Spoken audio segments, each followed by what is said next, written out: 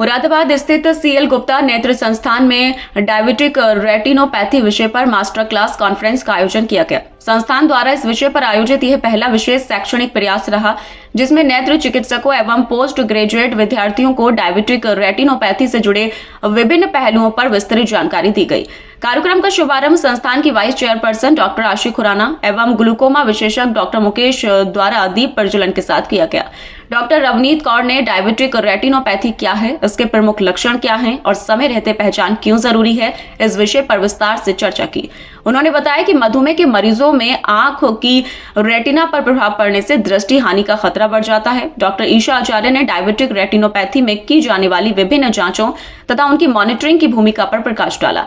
वहीं डॉक्टर रोहन कपूर ने लेजर तकनीक के बारे में जानकारी देते हुए बताया कि शुगर के कारण आंख के पर्दे में सूजन या क्षति होने पर लेजर प्रक्रिया के माध्यम से प्रभावी उपचार संभव है।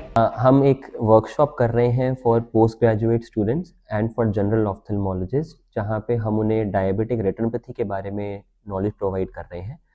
हम उनको ये बताना चाहते हैं कि किन पेशेंट्स में डायबिटिक रेटिनोपैथी होती है, कितना ज़रूरी है उनको डायग्नोज करना, कितना जल्दी डायग्नोज करना उनको ज़रूरी है, उनको किस तरीके का ट्रीटमेंट प्रदान करा जाए, और अगर उनको ज़रूरत हो तो कैसे उन्हें किसी एक एडवांस सेंटर पे रेटिना सर्जन के पास भेजा है, जिससे कि हम उनका विजन लॉस होने से बचा सकें। जो ये सेमिनार है और सीएल गुप्ता ने जो कराया, क्या मानते हैं ऐसे सेमिनार कितने ज़रूरी है?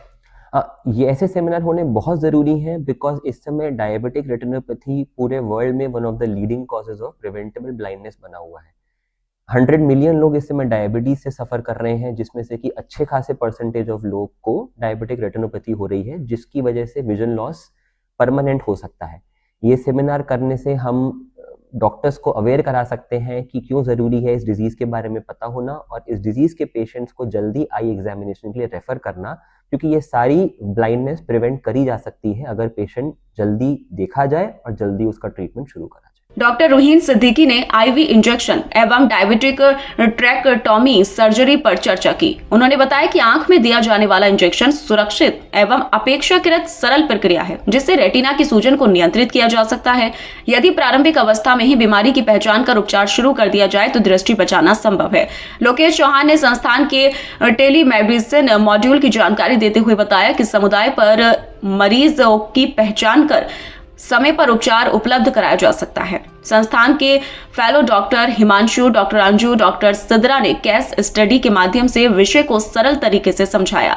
सम्मेलन की विशेषता यह रही कि इसमें retina laser, IV injection, OCT और बी स्कैन जैसी तकनीकों पर चर्चा के साथ ही हैंड्स ऑन प्रशिक्षण भी दिया गया। कार्यक्रम में फनी कृष्णा, राजकुमार, तस्लीम, शुएब, बिलाल, शर्मिंदर, अनिल सप्रा, सुमित सहाय और गरिमा सिंह का विशेष योगदान रहा। अंत में संस्थान के डायरेक्टर डॉक्टर प्रदीप अग्रवाल ने सभी प्रतिभागियों का आभार व्यक्त किया। हमने सीएल गुप्ता नेत्र संस्थान में डायबिटिक रेटिनोपैथी के रिलेटेड एक वर्कशॉप आयोजित की है।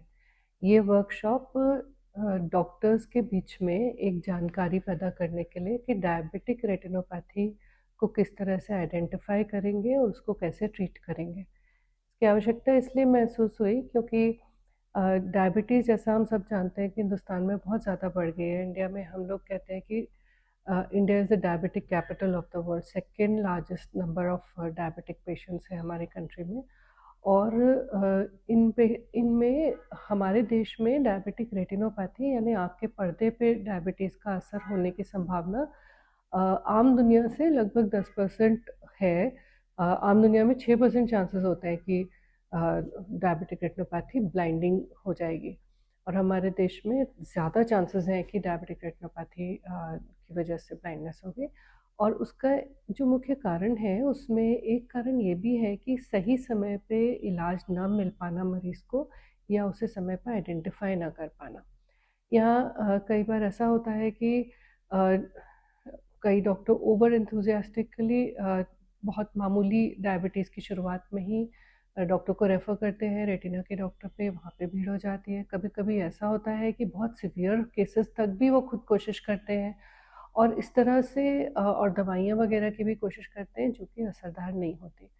इसके अलावा जो एक मकसद था इसमें जानकारी देने के अलावा, वो ये था कि जो पोस्ट ग्रेजुएट स्टूडेंट्स हैं जो अभी पढ़ाई कर रहे हैं और उनके वहाँ जिस कॉलेजेस में वो पढ़ाई कर रहे हैं वहाँ पे सुविधाएं नहीं है लेज़र के, तो वो कैसे सीखेंगे कि लेज़र कैसे करा जाता है। तो आज हम लोग हैंड्स ऑन वर्कशॉप कर रहे हैं। इसमें हम लोगों ने लिमिटेड नंबर ऑफ डॉक्टर्स को लिया है और वो आसपास के कई इलाकों से हम लोगों ने मेडिकल कॉलेजेस के स्टूडेंट्स को भी बुलाया है और हमें प्राइवेट प्रैक्टिशनर्स जो कि अभी जनरल ऑफ्थल्मोलॉजी कर रहे हैं लेकिन वो भी इस तरह की सेवाएं अपने मरीजों को दे सकते हैं। और अभी तक हम लोग बाहर के जगहों में जाके, जैसे दूसरी कंट्रीज़ में जाके, अपने देश के और इलाकों में जाके मीटिंग्स में अपने केसेस को प्रेजेंट करते थे। आज हम लोगों ने ये कोशिश की है कि मुरादाबाद के अंदर ही हम लोग एटलीस्ट लोकल जो ऑफ्थल्मोलॉजिस्ट हैं, जो हमारे आसपास के इलाके के डॉक्टर्स हैं, उनको भी हम लोग ट्रेन करें। और ये एक छोटी वर्कशॉप से हम लोगों ने एक डिफरेंस लाने की कोशिश की है कि हमारे इलाके में भी इस नॉलेज का फ़ायदा हो और लोगों को भी इसका